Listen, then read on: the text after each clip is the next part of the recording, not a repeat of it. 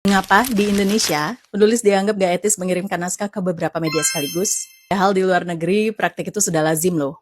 Apakah ini memang langkah yang salah atau hanya kebiasaan lama aja? Yuk kita bahas.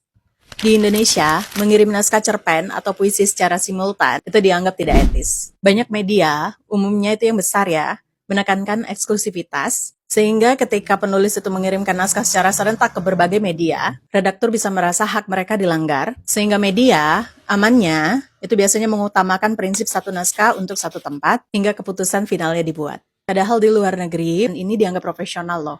Kenapa di luar negeri bisa, di dalam negeri nggak bisa? Menurutku ini terjadi karena adanya transparansi ya.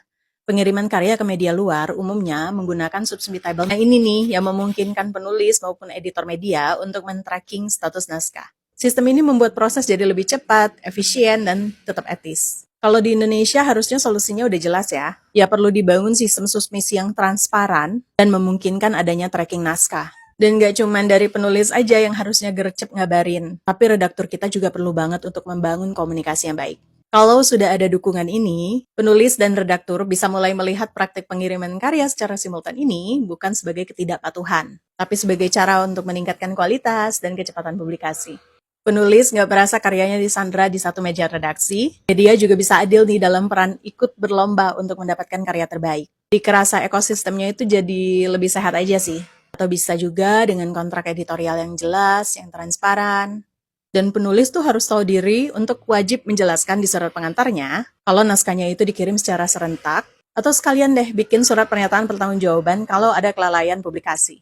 Nggak salah kalau media mengedepankan eksklusivitas. Itu hak kok. Akan jadi salah kalau logikanya itu begini. Dengan kirim satu tempat, maka penulis akan mengirimkan karya terbaiknya yang sudah matang dan benar-benar dipikirkan sebagai yang terbaik.